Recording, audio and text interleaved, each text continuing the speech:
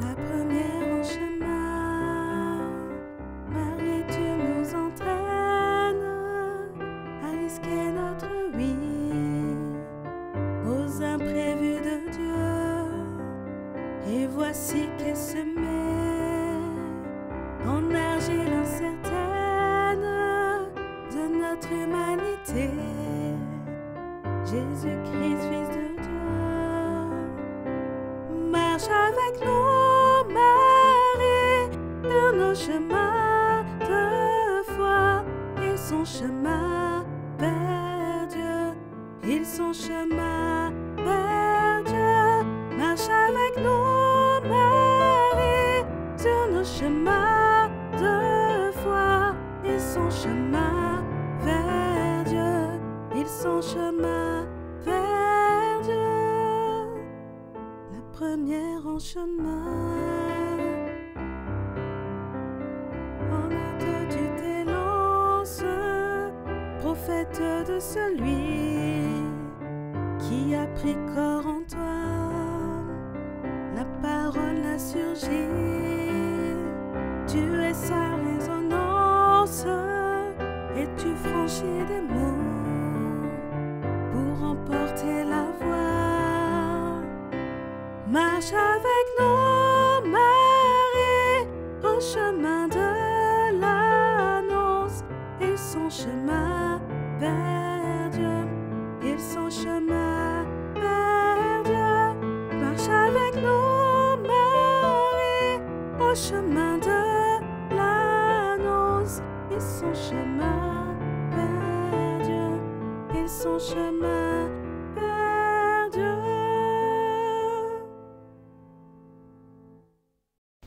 Mes sœurs, mes frères, chers fidèles du Christ, bienvenue au du temps pour Dieu.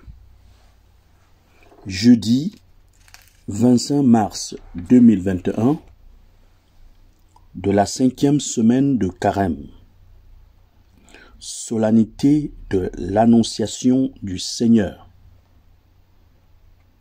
Les lectures propres du livre du prophète Isaïe, chapitre 7, les versets 10 à 14, 8, verset 10. Le psaume 39, 40. La lettre aux Hébreux, chapitre 10, versets 4 à 10.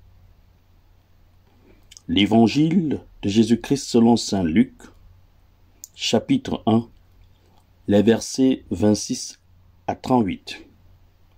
Écoutons. En ce temps-là, l'ange Gabriel fut envoyé par Dieu dans une ville de Galilée appelée Nazareth, à une jeune fille vierge accordée en mariage à un homme de la maison de David appelé Joseph. Le nom de la jeune fille était Marie. L'ange entra chez elle et dit : « Je te salue, comblée de grâce, le Seigneur est avec toi. » À cette parole, elle fut toute bouleversée, et elle se demandait ce que pouvait signifier cette salutation. L'ange lui dit alors : « Sois sans crainte, Marie, car tu as trouvé grâce auprès de Dieu. Voici que tu vas concevoir et enfanter un fils. Tu lui donneras le nom de Jésus. Il sera grand. Il sera appelé Fils du Très-Haut.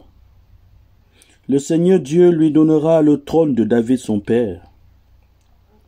Il régnera pour toujours sur la maison de Jacob, et son règne n'aura pas de fin. » Marie dit à l'ange : « Comment cela va-t-il se faire, puisque je ne connais pas d'homme ?»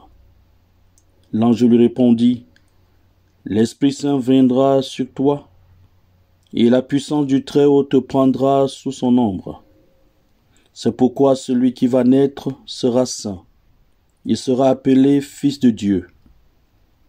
Or, voici que, dans sa vieillesse, Élisabeth, ta parente, a conçu, elle aussi, un fils et en est à son 6e mois, alors qu'on l'appelait la femme stérile, car rien n'est impossible à Dieu. Marie dit alors, voici la servante du Seigneur, que toute ma vienne selon ta parole. Alors, l'ange la quitta.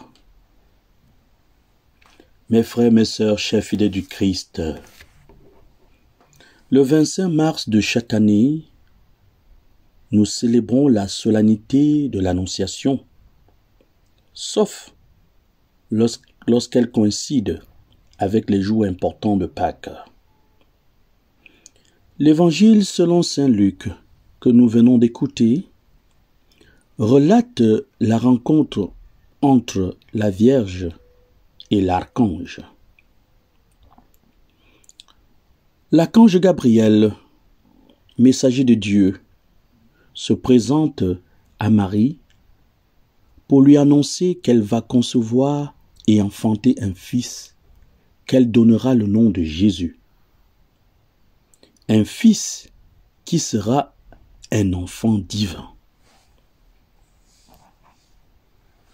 Soulignons bien que la naissance de Jésus, qui prend chair, n'est pas le résultat d'une paternité humaine.